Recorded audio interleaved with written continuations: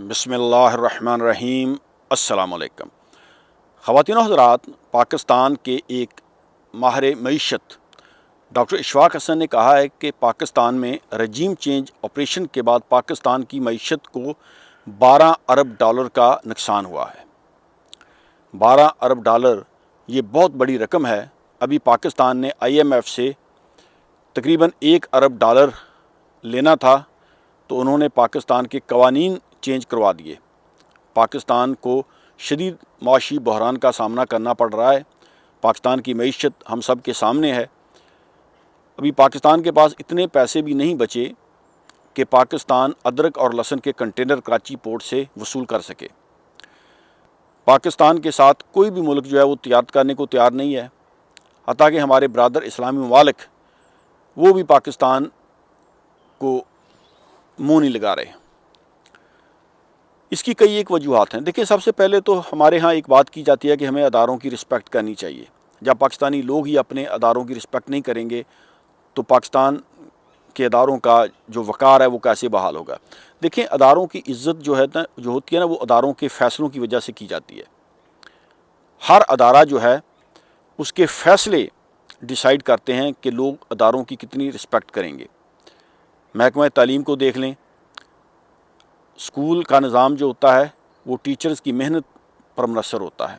अगर एक उस्ताद अपने बच्चों को ज़्यादा तवज्जो से पढ़ाता है, उसकी क्लास का रिज़ल्ट ज़्यादा अच्छा आता है तो फिर उस उस्ताद को प्रमोशन मिल जाती है, उसके आगे बढ़ने के चांसेस ज़्यादा हो जाते हैं। इसी तरीके से पुलिस का महकमा है, दीगर जितने भी महकमे हैं, जो ऑफिसर अच्छी कारकर्दगी दिखाता है, अच्छा काम करता है, उसकी प्रमोशन हो जाती है और उसके लिए आगे बढ़ने के चांसेस ज़्यादा हो जाते हैं। इसी तरीके से पॉलिटिशियन हैं या दीगर अदालतें हैं या दीगर जितने भी अदारे हैं, हमारे यहाँ जस्टिस सिस्टम इतना पूर है। आप देखें कि बेगुनाह लोग जो हैं या जिन पर छोटे मोटे मुकदमात हैं उनको तो सालों साल जो है वो ज़मानतें नहीं मिलती, उनके केसेस चलते रहते हैं। गरीब आदमी जो है वो थाने कचहरी से बहुत ज़्यादा घबराता है और डरते हुए वो अपना हक़ लेने भी अदालतों में नहीं जाता। लेकिन दूसरी तरफ देखें, बड़े बड़े मनी लॉन्डर्स, करप्ट लोग जो हैं उनको ज़मानतें मिल गई, उनके केसेस ख़त्म हो गए। अभी कहते हैं कि सुलेमान शहबाज, जिस पर अरबों रुपए की करप्शन के इल्ज़ामात हैं,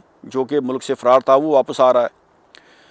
और दूसरी तरफ देखें कि हमारे अदारों में कितने करप्ट माफिया छुपे बैठे हैं जो कि करप्शन करते हैं, मनी लॉन्ड्रिंग करते हैं। बिलियंस ऑफ डॉलर जो है वो मुल्क से बाहर चला गया। उन तमाम के केसेस जो हैं वो एक एक करके ख़त्म हो रहे हैं। नैब उनको नहीं पकड़ रहा और सबूत जो है वो मिटाए जा रहे हैं। करप्शन को लीगलाइज कर दिया गया पाकिस्तान में नैब के कवानीन में तरमीम करके।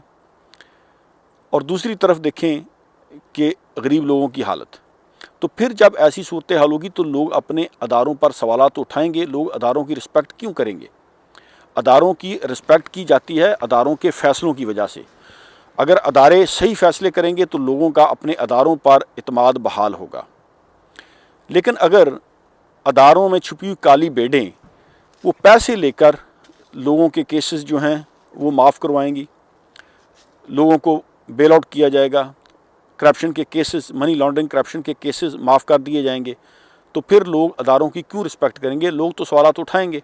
और फिर जब लोगों को ज़राए अबलाग ने ये सहूलत भी दे दी हो कि जिस तरीके से अब देखें कि सोशल मीडिया है या media, digital media, print media, ज़राए अबलाग जो हैं वो ज़्यादा एडवांस हो चुके हैं, तो लोग तो आवाज़ उठाएंगे।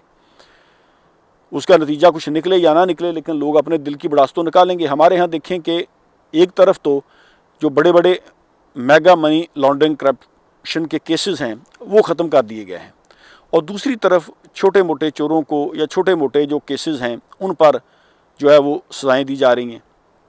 अभी कल ही देखें कि पूरी कौम के लिए कितनी तकलीफ़दा चीज़ थी कि शहीद अरशद शरीफ साहब की वालदा वो अदालत में गई है इंसाफ लेने के लिए।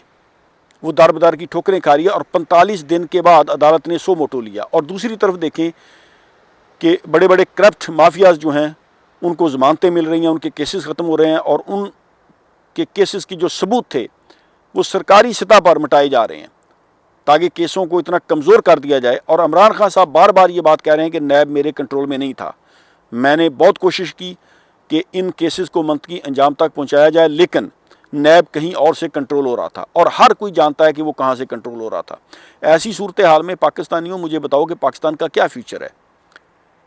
آپ کے ملک پر، آپ کے ملک کے اداروں پر مالیاتی ادارے یا ورلڈ بینک یا دیگر جتنے بھی فارمز ہیں وہ اعتماد کرنے کو تیار نہیں ہیں، کیونکہ ان کو پتہ ہے، ان کو ہر چیز کا علم ہے کہ آپ کے سیاستدان، آپ کے یہ جو کرتا دھرتا ہیں، یہ کیا کر رہے ہیں۔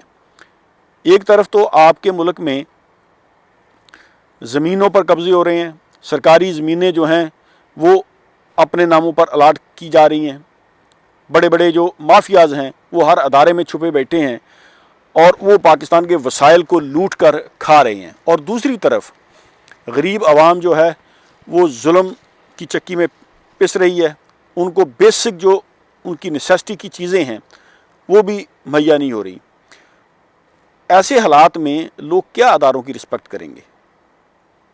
پاکستانی اداروں کو اور پاکستانی عوام کو سوچنا چاہیے کہ آپ اس ملک کو کہاں لے کر جا رہے ہیں۔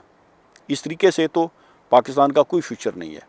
ہمارے یہاں اکثر یہ بات کر دی جاتی ہے، دیکھیں جی اداروں کی رسپیکٹ کرنی چاہیے، بالکل کرنی چاہیے، اس میں کوئی دو رائے نہیں، لیکن اداروں کی رسپیکٹ کی جاتی ہے ان کے فیصلوں کی وجہ سے۔